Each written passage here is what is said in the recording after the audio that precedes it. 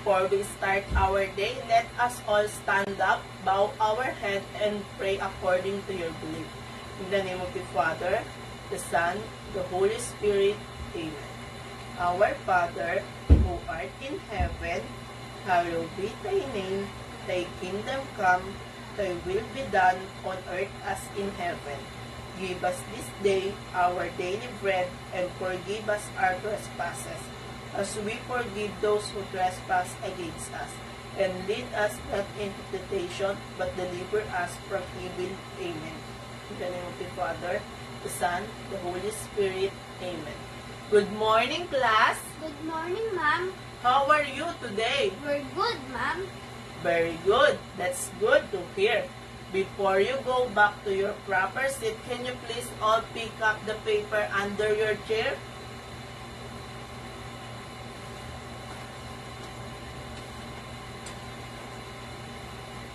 Alright, thank you. Please sit down, everyone. Is anyone absent from this class today? None, ma'am. Very good. Class, do we have an assignment? Yes, ma'am. Okay, Princess, please collect the assignment and put on the top of my table. Thank you. Class, get your assignment and give to Princess. I will check that later, okay? Now, class, before we proceed to our discussion, let's remember our classroom rules. Classroom rules. Our first rule is show respect. Treat classmates, teacher, and school staff with kindness and good manners. Our second rule is listen to teacher. Pay attention when teacher is speaking and follow instruction promptly and attentively. Our third rule is raise your hand. Raise your hand if you want to speak or ask question. Wait for your turn to share and listen respectfully to others. And our fourth and golden rules is do your best all the time. Is that clear, class? Yes, ma'am. Alright, very good. Before we move on to our next discussion, let's have a recall first. Anyone who can remember our lesson yesterday? Yes, Anna? Our lesson yesterday is counting number 1 up to 10 and 10 down to 1. That's right. Very good. Let us count number 1 up to 10.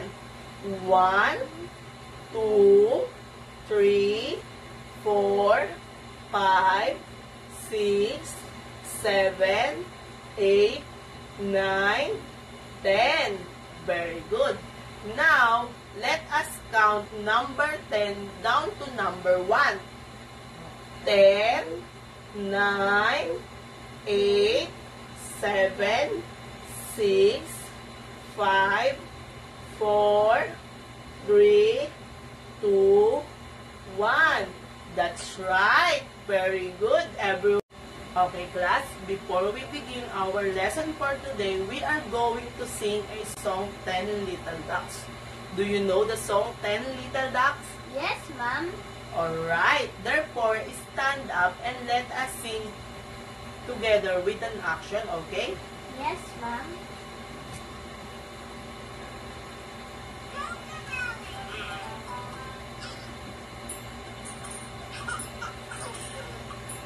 Energy, kids. Liter 2, liter 3, little duckies. 4, liter 5, liter 6, liter duckies. 7, liter 8, liter 9, little duckies. 10, little duckies.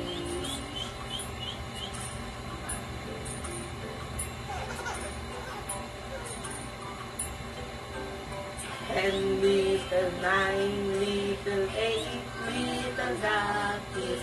7, little 6, little 5, little duckies. Or little 3, little 2, little duckies. one little dog is. Alright, very good everyone. Thank you for your participation. Give yourself a very good clap. Do you know a very good clap? No, Ma'am. Okay, I will teach a very good clap. Eyes on me, ears on me, copy me.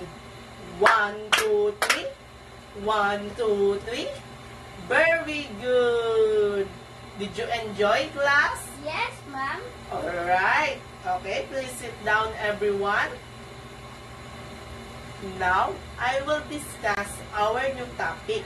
Our topic is about identify the first, second, third, up to 10 objects in a given set. Our objectives, at the end of the lesson, the learners are able to identify the first, second, third, up to 10 objects in a given set. Read and write numbers and ordinals number orderly. Attend and cooperate in activity. Okay, before we continue our topic, can you please arrange your table and sit properly? Now, listen to teacher carefully. I have 10 flowers here. Can you please count them from yellow, which on the first line, to red flower, which is on the last line?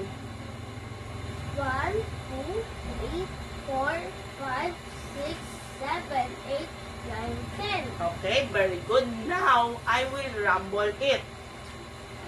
Anyone who can put them in orderly? From number 1 to number 10. Anyone?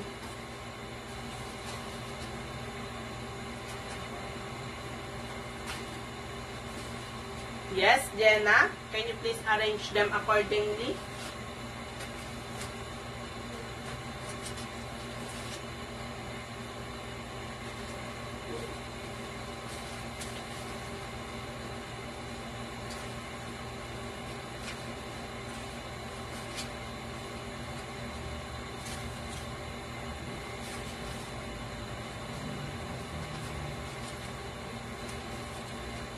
Okay, very good.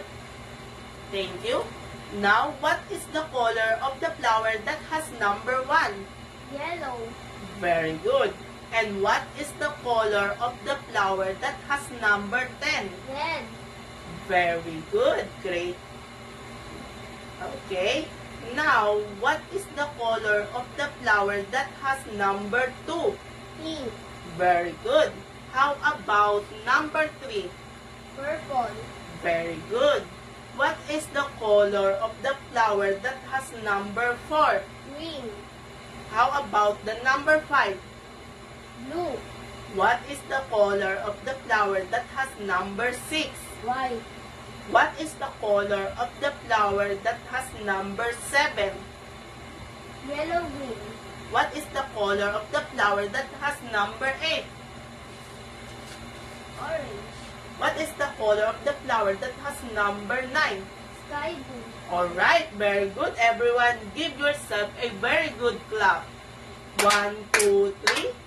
1, 2, 3. Very good. Now, if yellow flower is number 1 and is on the first line, what is the flower position? First. That's right. Correct. Very good. The position of yellow flower is first. Also, first can be written as like this. And 10 can be written as like this. And second can be written as like this. Third can be written as like this. Fourth can be written as like this. Fifth can be written like this. 6 can be written as like this. 7 can be written as like this. 8 can be written as like this. And 9 can be written as like this. Do you know that these words and number are called ordinals number? No, ma'am.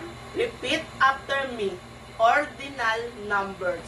Ordinal numbers. Alright, very good.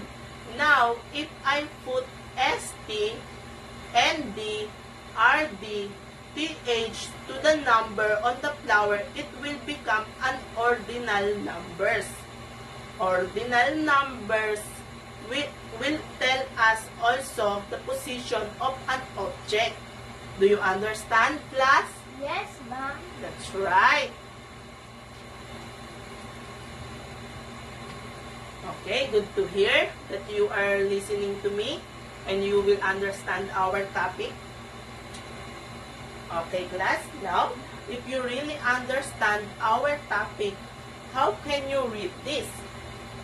1, Can you please louder your voice? 1, 2, 3, 4, 5, 6, 7, 8, 9, 10. Very good. Give yourself a very good clap. 1, 2, 3. Very good. How about these ordinal numbers? First, second, third, fourth, Louder your voice.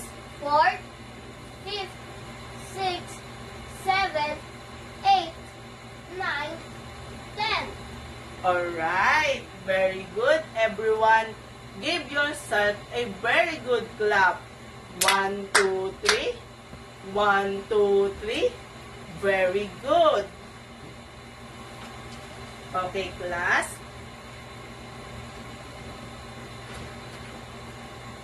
Now, I will give you an activity to test if you really understand what we discussed, okay? Okay, ma'am.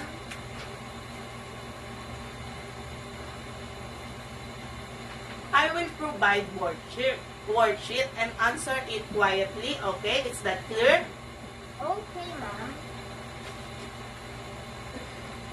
Here your first activity. Draw a line to match the ordinal numbers to their ordinal words to their numbers. Okay, I will give you 10 minutes to answer that activity. Princess, please collect all the activities and put on the top of my table, okay? After you're done answering, okay class, start answering.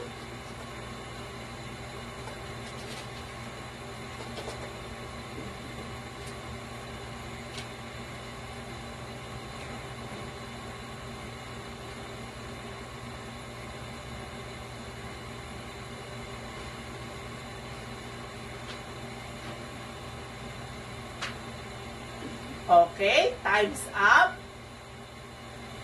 Princess, collect all the activities. Okay, class, it seems you really understand our lesson for today. Anyone, what is the lesson? What is our lesson for today? Ordinal numbers. That's right. Very good. What do ordinal numbers tell us? That's right. Very good. It's tell us a position. Give yourself a very good clap. 1, 2, 3. 1, 2, 3. Very good. Okay, class. I will give you another activity. Is that okay? Okay, ma'am. Okay. Work on it quietly. Direction.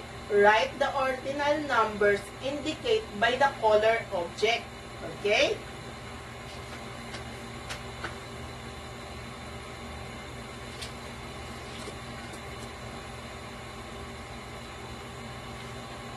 I will also give you 10 minutes to answer that activity.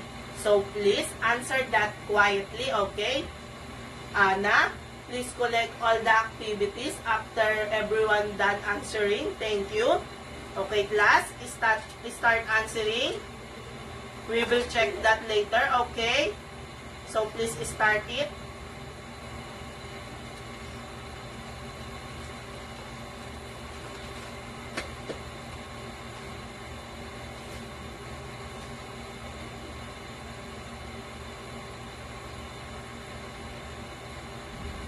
Okay, class, time's up. Very good, everyone. Okay, now, for your assignment, copy on what's on the board, okay? Get your notebook and copy what's on the board. Answer it at home, okay? Okay, ma'am.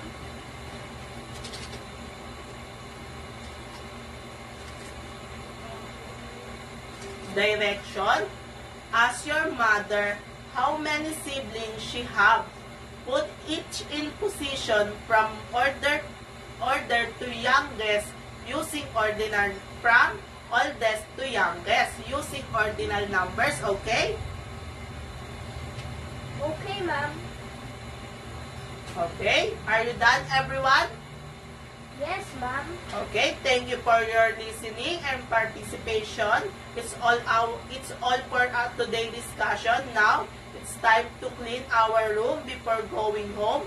Pick up all the paper you see and arrange your chair. A clean tomorrow will make you feel comfortable and ready for a fresh tomorrow, okay? Okay, ma'am. Goodbye, class. Goodbye, ma'am. See you tomorrow.